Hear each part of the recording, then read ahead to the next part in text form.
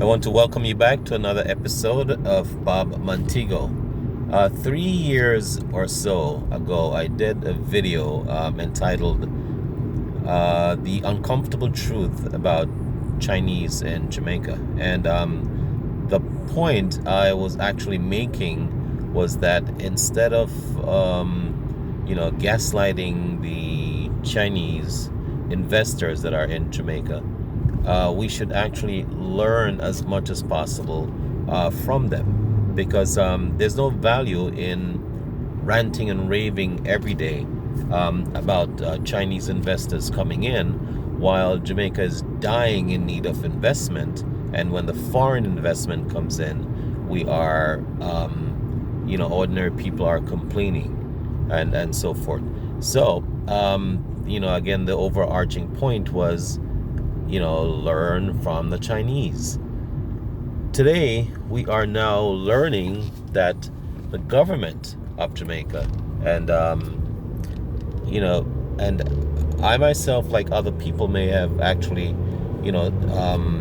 linked videos to the government website. I did that too, because I think it makes no sense that, especially Jamaicans abroad who don't live on the island, maybe, who don't live on the island, like to say, oh, Chinese are take over Jamaica, kick them out, or all this nonsense, or we soon start talking Chinese, just stuff like that.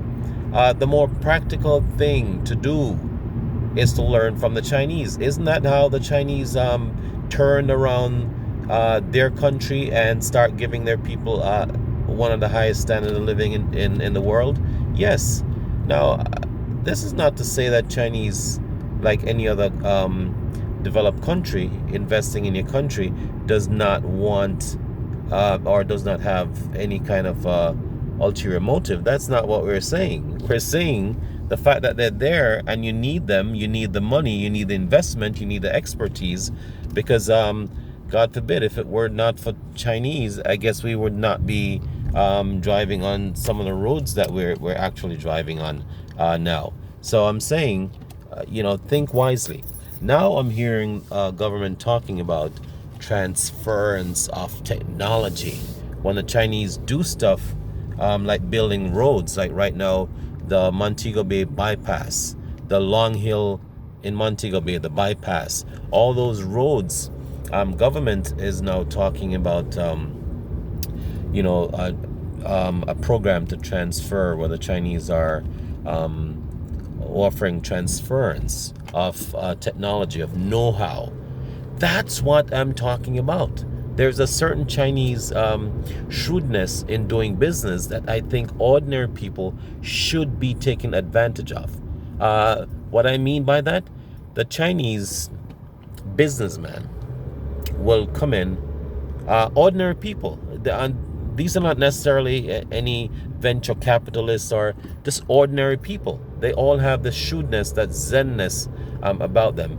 They rent a building, live in the back of the building, do business in the front of the building, and in 5 years either buy that building or the building across the street. Why? What is wrong with learning that concept? That's what I'm saying. What's wrong with learning that concept? Okay, and that is in no way saying, hey, we should not watch what Chinese are doing in Africa or in Asia, or in other parts of the Caribbean, or that's not what we're saying here. Chinese are pretty much interested in the same thing the United States is, or any other European Union country, or Canada, or Australia. They are looking for economic advantage, and their interest largely is geo-economic strategies.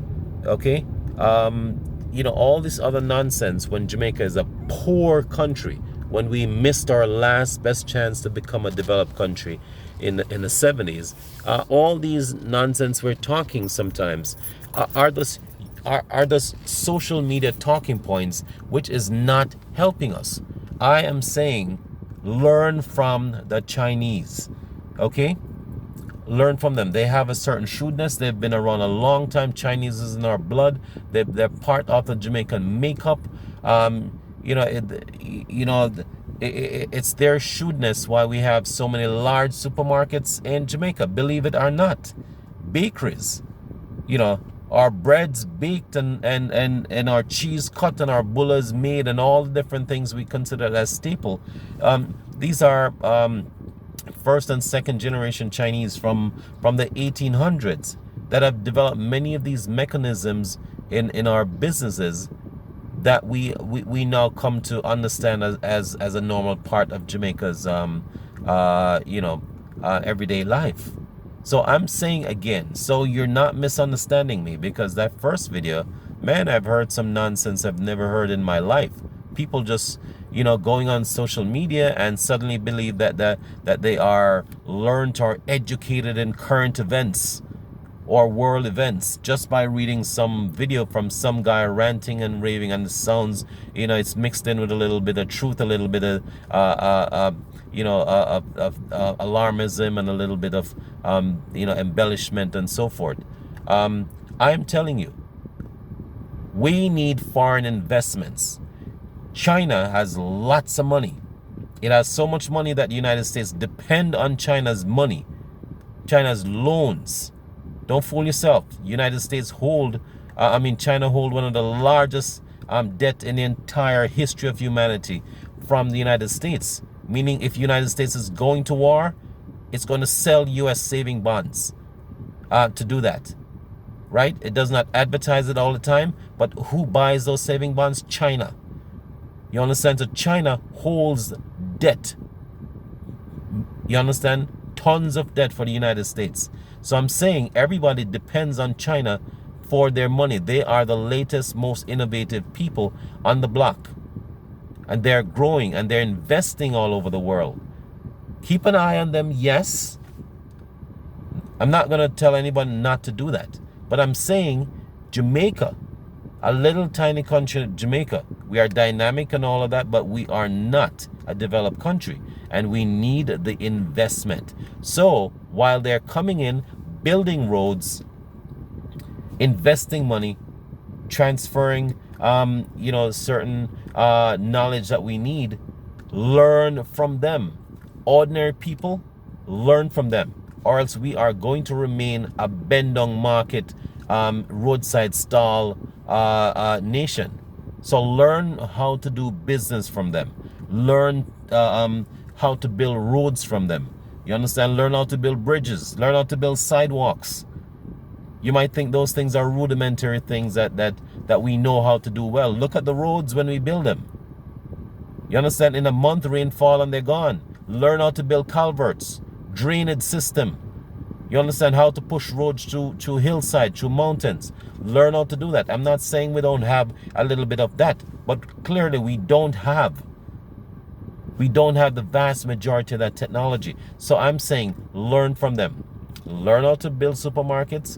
Learn how to do roads and drains and culverts and sidewalks and all those things. Learn their shrewdness about certain things. Whether it's haberdashery business, whatever it may be, they are going to be investing because they see Jamaica as a prime place. What do I mean a prime place for investment? We have very little venture capital, very little, but we are a large consumer. That is a formula that is ripe for investment. Don't know if I can say it anymore, because I'm saying this, all of this, because that video 3 years ago, I'm still getting some commentary that is, people are crazy. Just the xenophobia, the near racism I hear in the voices of people talking, the near social intolerance, all those different things. I see I see them. Jamaicans are the last people to be exhibiting or exuding those kind of feelings, because you know why? We have gone through so much. We've gone through a social class issue in colonial Britain, right after slavery, that looks very closely like racism. I'm not going to call it racism, but it looks very close to racism. That's social that social prejudice that we have, we had. I experienced it growing up. I know what it feels like to have one side of your family white and one side black, and you feel, and you have certain feelings. So it's not I'm not even going to go into that, but it's not exactly racism. It wasn't institutional racism like in the United States or so, but it was very close to it. So I'm saying Jamaicans are the last people to be exhibiting those kind of feelings. And I have to be honest with you, it's not the Jamaicans on the island that largely does that. It's the Jamaicans abroad who don't live there and perhaps don't have any intention of going back because, I don't know, maybe it's not convenient for you, you don't have anywhere to live or something. But it's largely the Jamaicans abroad, and I'm imploring you, stop saying that and think wisely when you're saying certain things. Okay, that again does not negate the fact that we need to keep an eye on investors coming in, especially when they come in larger numbers. All right, hope I've made a clear enough point and I don't sound like I'm ranting, but thanks for watching Bob Montego, and if you have not yet done so, please like, share, subscribe, and tell